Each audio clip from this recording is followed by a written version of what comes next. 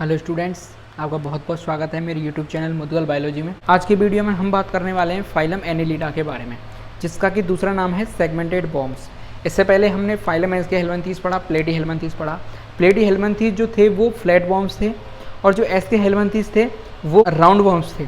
इसी तरह के एनिलिडा हैं, ये भी वॉर्म्स की कैटेगरी में आते हैं और ये कौन से वॉर्म हैं? सेगमेंटेड वॉर्म्स हैं। अब एक क्वेश्चन यहाँ पर उठता है कि जो फ्लैट वॉर्म्स थे वहाँ पर भी जो हमें टेप वॉर्म देखा था उसमें भी हमें सेगमेंट देखने को मिल रहे थे और यहाँ पे भी सेगमेंट, तो क्यों ना उसे यहाँ पर सेगमेंटेड वॉर्म्स में रखा गया? उसका एक रीज़न है। वहाँ जो हमें फ्लैट टेप वॉर्म जो हमने देखा था उसमें जो सेगमेंट्स बन रहे थे वो ऊपर की तरफ सेगमेंट्स थे, यानी कि वो ट्रू सेगमेंट्स नहीं थे। अंदर हमें किसी भी तरह का सेगमेंटेशन हमें देखने को नहीं मिला था। लेकिन यहाँ पर जो वॉर्म्स हमें देखने को मिलेंगे जैसे कि ये, तो इनका बॉडी प्लान जो है वो ट्यूब विद इन ट्यूब है। तो जो हमें यहाँ पर सेगमेंट्स देखने को मिलेंगे वो ट्रू सेगमेंट्स हमें देखने को मिलेंगे, यानी कि जैसा सेगमेंट्स बाहर है ऐसा ही सेगमेंट हमें अंदर देखने को मिलेगा, एक एक अलग अलग सेगमेंट्स। ठीक है, ये अंतर है सेगमेंटेड वॉर्म्स यानी एनिलिडा और टेप वॉर्म्स वाले जो क्वेश्चन था उसका ये आंसर है। आगे हम इनके एक एक कैरेक्टर्स की बात करते चलते हैं। सबसे पहले हम इनके शब्द की बात करते हैं कि हमें शब्द से क्या सीखने को मिलता है, क्या हम इसकी निकाल सकते हैं शब्द से इसका नाम। तो शब्द है इसका एनिलिडा। एनिलिडा जो शब्द से मिलकर बना है वो एन्युली, ठीक है, एन्युलिया एन्युलियस।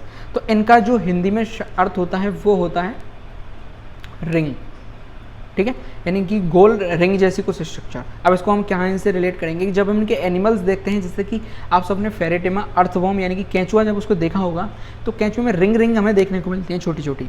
तो उन रिंग्स, जैसे कि यहाँ इस डायग्राम में भी हमें रिंग्स देखने को मिल रही हैं, तो इन रिंग को ही बोला जाता है एन्युली, इसी से इनको नाम दिया गया एनिलिडा। ठीक है, अब हम इनके कैरेक्टर्स आगे बढ़ते हैं।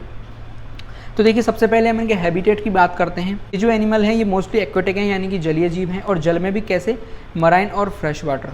ठीक है, उसके अलावा कुछ टेरेस्ट्रियल हैं, यानी कुछ स्थल पर भी हमें मिलेंगे। बोरोइंग यानी कि जो छेद बनाकर रहते हैं, गुफा बनाकर जो रहते हैं। ट्यूबिकुलस, ठीक है, सेडेंटरी यानी एकल जीव भी मिलता है। फ्री लिविंग भी हमें देखने को मिल जाते हैं और कुछ हमें पैरासाइट फॉर्म में भी देखने को मिलते हैं। ठीक है, तो ये इनका हैबिटेट है, यानी कि लगभग सभी जगह पर ये पाए जाते हैं। हम इनके बॉडी की बात करते हैं तो बॉडी एलोंगेटेड ट्रिप्लोब्लास्टिक, यहाँ कैसी प्रकार की बॉडी है? ट्रिप्लोब्लास्टिक।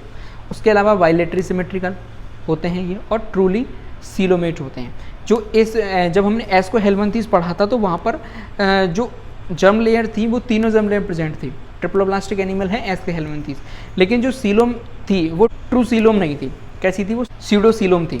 क्यों? क्योंकि वहाँ पर जो मेसोडर्म है उसकी लाइनिंग हमें देखने को नहीं मिल रही थी। लेकिन जब एनिलिड्स आए तो ये एस्के हेलमिंथीज से थोड़े से एडवांस हैं, तो यहाँ पर जो मेसोडर्म है उसकी लाइनिंग हमें देखने को मिलेगी, इसलिए इन्हें क्या बोला जाता है? सीलोमेट एनिमल्स बोला जाता है एंड बर्मीफॉर्म। अगले हम बात करते हैं तो the body is metamerically segmented, यानी कि इनकी बॉडी है वो सेगमेंटेड है। ठीक है, खंडित है इनकी बॉडी और मेटामेरिकली है, तो इसका मतलब क्या होगा कि प्रत्येक खंड जो है वो ट्रू सेगमेंट्स है। ठीक है, एक जो सेगमेंट है वो ट्रू सेगमेंट्स हमें देखने को मिलता है। बाहर की तरफ यदि हम बात करते हैं तो ट्रांसवर्स ग्रुप्स हमें देखने को मिलती हैं, यानी खांचे हमें देखने को मिलती हैं। और अंदर से यदि हम देखेंगे तो प्रत्येक सेप्टा हमें देखने को मिलेगा, एक प्रत्येक पर्टिकुलर पोर्शन हमें देखने को मिलेगा। जैसे कि ये एनिमल है तो पर्टिकुलर पोर्शन हमें अलग अलग देखने को मिलेंगे इसमें। ठीक है, और जो प्रत्येक डिवीज़न है, यानी कि एक डिवीज़न है, दूसरा डिवीज़न है, तीसरा डिवीज़न, प्रत्येक डिवीज़न को क्या बोला जाता है? सेगमेंट, मेटामेयर या फिर सोमेटी। ये खास बात है इनके अंदर। ठीक है, अगले हम इनके बॉडी ऑर्गेनाइजेशन की बात करते हैं तो ऑर्गन लेवल की जो बॉडी है इनकी वो आ चुकी है, ऑर्गन सिस्टम। ठीक है, ऑर्गन सिस्टम लेवल की बॉडी इनके पास आ चुकी है। बॉडी कवरिंग की बात करते हैं तो बॉडी एक थिन क्यूटिकल से इनकी कवर्ड रहती है बॉडी। ठीक है, थोड़ा सा इनका जो बॉडी है वो क्यूटिकल सी, मुलायम सी बॉडी इनकी हमें देखने को मिलती है। जब हम एनिलिड्स की बात कर रहे हैं तो आपके दिमाग में एक जो एनिमल है वो हमेशा रहना चाहिए, वो है अर्थवॉर्म या फिर केंचुआ। हम इनकी बात करते हैं, दे हैव पैरापोडिया या फिर काइटिनियस सीटी यूज्ड फॉर लोकोमोशन। कुछ एनिमल ऐसे हैं जिनके पास पैरापोडिया पाए जाते हैं। पैरापोडिया का मतलब क्या होता है कि जैसे मान के चलिए ये कोई एनिमल है तो इसके चारों तरफ कुछ पैर जैसे स्ट्रक्चर पाए जाते हैं, इन्हें क्या बोला जाता है? पैरापोडिया बोला जाता है। तो इसका जो एग्जाम्पल है वो है नीरीज। नीरीज को आपने डायग्राम में देखा होगा तो उसमें पैरापोडिया हमें देखने को मिलते हैं। देखिए मैं दिखाता हूँ आपको नीरीज का डायग्राम। ये नीरीज है, तो नीरीज की तरफ ये जो नुकीली जैसे स्ट्रक्चर हमें देखने को मिल रहे हैं इन्हें ही बोला जाता है क्या? पैरापोडिया। ठीक है, ये क्या काम करते हैं? ये लोकोमोशन के लिए काम आते हैं। आगे हम बात करते हैं इनकी body appears red due to the present of haemoglobin. इनकी बॉडी रेड कलर की हमें दिखाई मिल देती है, क्यों? क्योंकि इनकी जो बॉडी है उसमें हीमोग्लोबिन पाया जाता है, ठीक है। जैसे कि वही आप अर्थवॉर्म को देख लीजिए तो उसकी बॉडी रेड होती है, क्यों? क्योंकि उसमें हीमोग्लोबिन हमें देखने को मिलता है। यदि एलिमेंट्री कैनाल की बात करते हैं तो स्ट्रेट ट्यूब लाइक इनकी एलिमेंट्री कैनाल होती है, साथ ही साथ कंप्लीट एलिमेंट्री कैनाल होती है extending from mouth to anus.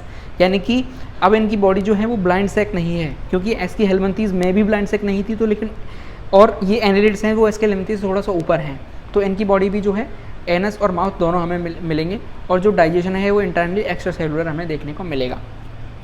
यदि हम रेस्पिरेटरी सिस्टम की बात करते हैं तो respiration happens through the general body surface से डिफ्यूजन के थ्रू ही ये रेस्पिरेशन करते हैं। लेकिन जो पैरापोडिया जिनमें पाए जाते हैं, जैसे कि नीरीज है, तो वो रेस्पिरेशन कहाँ से करती है? अपने पैरापोडिया से वो रेस्पिरेशन करती है। सर्कुलेटरी सिस्टम की यदि बात करते हैं तो these invertebrates have a true closed circulatory system, यानी कि यहाँ पर जो सर्कुलेटरी सिस्टम है वो क्लोज्ड हो चुका है अब। यानी कि क्लोज सर्कुलेटरी सिस्टम का मतलब क्या होता है कि जो वेसल्स हैं, ब्लड वेसल्स वो बन चुकी हैं, अब पर्टिकुलर एक ऑर्गन्स के लिए प्रत्येक नली जाएगी, वो वहाँ पर ब्लड की सप्लाई करेगी। अगले हम regeneration is a very common characteristics of annelids. Regeneration का मतलब क्या होता है? किसी भी जो ऑर्गन है या कोई भी बॉडी का पार्ट्स है वो किसी भी कारण से यदि डिग्रेड हो गया है, टूट कर गिर गया है कुछ भी, तो उसको दोबारा से उसी पार्ट्स को ये बना लेते हैं, उसे बोला जाता है रीजनरेशन।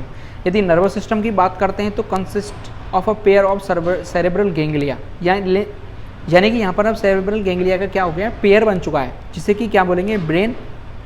और जो डबल वेंट्रल नर्व कॉर्ड आ चुकी है यहाँ पर, having segmentally arrange ganglia and lateral nerves in each segment. प्रत्येक खंड के लिए जो गैंग्लिया है और लेटरल नर्व्स हमें देखने को मिलेंगी प्रत्येक खंड के लिए। यदि हम एक्सक्रीटरी सिस्टम की बात करते हैं तो नेफ्रीडिया आर एक्सक्रीटरी ऑर्गन्स। जब एस्के हेलमिंथीज मैंने आपको पढ़ाया था तो वहाँ पर प्रोटोनेफ्रीडिया हमने देखे थे, लेकिन यहाँ पर क्या है? नेफ्रीडिया आ चुके हैं जो कि इनके एक्सक्रीटरी ऑर्गन का काम करते हैं। नीरीज की हम बात करते हैं, an aquatic form is dioecious but earthworm and leech are monoecious. Sex की हम बात कर रहे हैं तो जो नीरीज है उसका एक्वेटिक जो फॉर्म होता है वो डायोसियस होता है, और जो अर्थवॉर्म और जो लीच हैं वो मोनोशियस होते हैं, यानी कि दोनों के पास दोनों ऑर्गन्स प्रेजेंट होते हैं। और रिप्रोडक्शन की बात करें तो सिर्फ और सिर्फ सेक्सुअल रिप्रोडक्शन यहाँ पर हमें देखने को मिलता है। यदि डेवलपमेंट की बात करें तो डेवलपमेंट डायरेक्ट डेवलपमेंट होगा किनके अंदर? जो मोनोशियस हैं, और जो डायोशियस हैं उनके अंदर कैसा होगा? इनडायरेक्ट डेवलपमेंट हमें देखने को मिलेगा। यदि फर्टिलाइजेशन की बात करें तो फर्टिलाइजेशन आपका इंटरनल भी हो सकता है, एक्सटर्नल भी हो सकता है।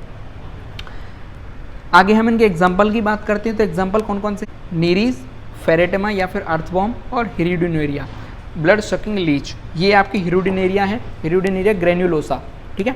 लीच आपने देखी है, उसमें भी सेगमेंट्स हमें देखने को मिलते हैं, जैसे कि ये कैचुआ है, कैचुआ में हमें पर्टिकुलर सेगमेंट्स हमें देखने को मिल रहे हैं। इसकी बॉडी जो है मेटामेर्स हमें देखने को मिल रहे हैं, यहाँ पर भी हमें ट्रू सेगमेंट्स देखने को मिलते हैं, और साथ में पैरापोडिया हमें देखने को मिलते हैं। अब ये जो एग्जाम्पल है इनको याद करने की एक छोटी सी ट्रिक मैंने बताई है। एनी हीरो ने अर्थ फाड़ के लीची निकाला। एनी हीरो यानी किसी हीरो ने अर्थ को फाड़ा और लीची निकाला। देखिए क्या बनेगा? एनी से बनेगा एनीलिडा। हमें ये भी पता होना चाहिए कि एग्जाम्पल किसके याद कर रहे हैं। हीरो से बनेगा हिरुडिनेरिया, ने से बनेगा नीरीज। यदि एक चीज़ देखिए आपकी, यदि आपको ट्रिक के स्टार्टिंग में ही फाइलम का नाम दे दिया जाए तो आप इजीली ट्रिक को याद कर सकते हैं और आप आगे के एग्जाम्पल सारे आपको याद आ जाएंगे। हीरो से हिरुडिनेरिया, नी से नीरीज, अर्थ फाड़ से बनेगा, देखिए अर्थ से बनेगा अर्थवॉर्म और फाड़ से बनेगा फेरेटेमा, लीची से बनेगा लीच। हिरुडिनेरिया को ही क्या बोला जाता है? लीच बोला जाता है, और अर्थवॉर्म को ही क्या बोला जाता है? फेरेटेमा बोला जाता है, ठीक है। तो इस तरह से छोटी सी ट्रिक थी। आई होप आपको वीडियो अच्छी लगी हो तो लाइक जरूर कीजिएगा। कमेंट में कोई डाउट है तो पूछ सकते हैं। चैनल को सब्सक्राइब जरूर कर लें। देश से प्यार करें, माता पिता से प्यार करें। जय हिंद।